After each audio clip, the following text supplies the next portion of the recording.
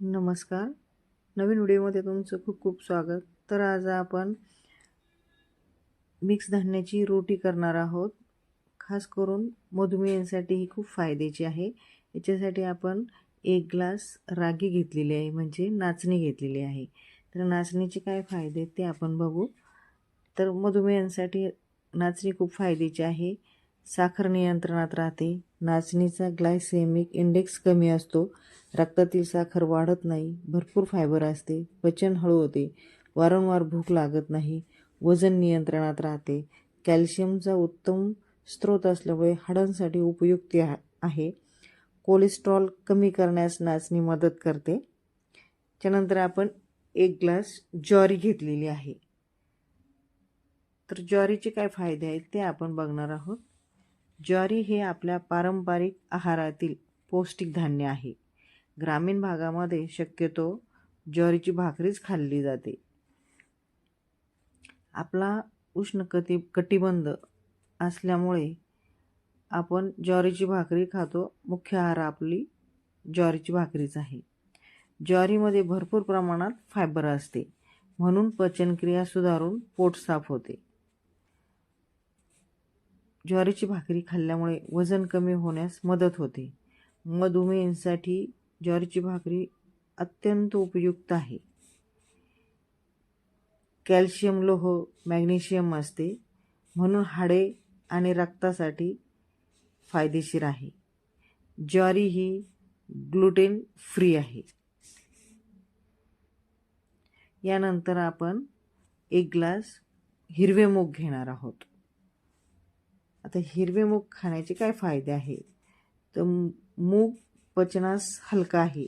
Gas, acidity कमी होते. प्रथिनांचा चांगला स्रोत आहे.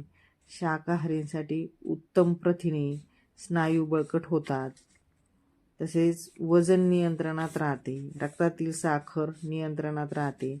मधुमेहींसाठी मूग हे अत्यंत उपयोगी आहे. याच्यानंतर आपण 1 ग्लास बाजरी घेणार आहोत. पण बाजरी ही उन्हाळ्यात खायची नाही, फक्त थंडीमध्ये, कारण बाजरी ही उष्ण असते. तर आपण आता 1 ग्लास बाजरी घेतलेली आहे. बाजरी हे आपल्या पारंपरिक आहारातील अतिशय पौष्टिक आणि उष्ण गुणधर्माचे धान्य आहे, म्हणून आपण उन्हाळ्यात बाजरी खायची नाही. ग्रामीण भागात विशेषतः हिवाळ्यात बाजरीची भाकरी मोठ्या प्रमाणावर खाल्ली जाते. बाजरीमध्ये कार्बोहायड्रेट भरपूर प्रमाणात असतात, म्हणून शरीराला ताकद आणि ऊर्जा मिळते. पचनास फायदेशीर आहे. याच्यानंतर आपण कलोंजी पण त्यात घेणार आहोत. अर्धी वाटी कलोंजी घेणार आहोत. कलोंजी आयुर्वेदात आणि घरगुती उपचारांमध्ये खूप उपयुक्त मानले जाते. आता हे एक अळीव आहे. अळीव अत्यंत पौष्टिक बिया आहेत. यात आयर्न, कॅल्शियम, प्रथिने व फायबर मुबलक प्रमाणात आढळते. तसेच अर्धी वाटी तीळ घेतलेली आहे आपण इथे. तिळामध्ये कॅल्शियम, आयर्न, प्रथिने, हेल्दी फॅट्स असतात आणि उष्ण गुणधर्माचे आहे ते, म्हणून उन्हाळ्यात ते खायचं नाही. जवस पण आपण घेतलेलं आहे. बघा, याप्रमाणे आपण हे पूर्ण धान्य घेतलेलं आहे. याच्यानंतर आपल्याला इथे धान्य दळून घ्यायचं आहे. तर मी इथं हे धान्य पूर्ण दळून घेतलेलं आहे. बाकीचं पीठ मी स्टॉक करून ठेवलं आहे. 1 वाटी पीठ घेतले. 1 वाटी पिठामध्ये आपल्या 2 रोट्या होतात किंवा 2 भाकरी होतात. तुम्ही भाकरी करू शकता, रोटी करू शकता, पराठाही करू शकता त्याचा. तर मी त्याच्यामध्ये थोडंसं मीठ टाकलेलं आहे आणि तो उंडा मळून घेतलेला आहे. त्या उंड्याचे मी 2 गोळे करून घेतले आणि आता वेगवेगळे एक आपण जशी चपाती लाटतो तशी लाटून घ्यायची. ती मी चपाती लाटून घेतलेली आहे. मध्ये आपण थोडंसं तेल लावू आणि चपातीसारखीच अशी फोल्ड करून तिला लाटायची आणि ती लाटून मी आता तव्यावर टाकलेली आहे. छान दोन्ही बाजूनी भाजून घ्यायची. थोडंसं तेल लावायचं, म्हणजे आपली रोटी नरम होते.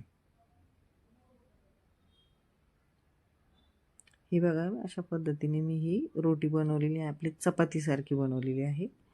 आणि आता मी दुसरा उंडा घेतला आहे, त्याचा आता पराठा बनवते.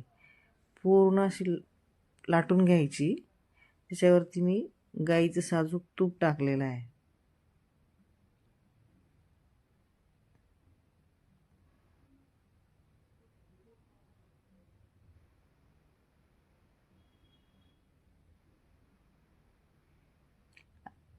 आणि त्याला फोल्ड करून घ्यायचं आहे.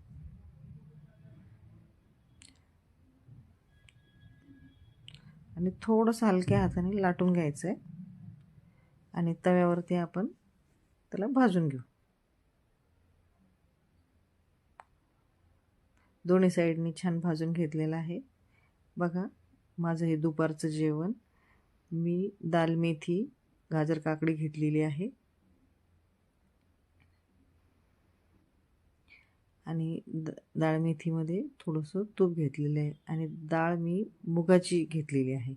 हे माझं दुपारचं जेवण आहे. आणि ही भाकरी आपण एकच टाईम खायची आणि एकच खायची, दोन्ही टाईम ही भाकरी आपण खायची नाही.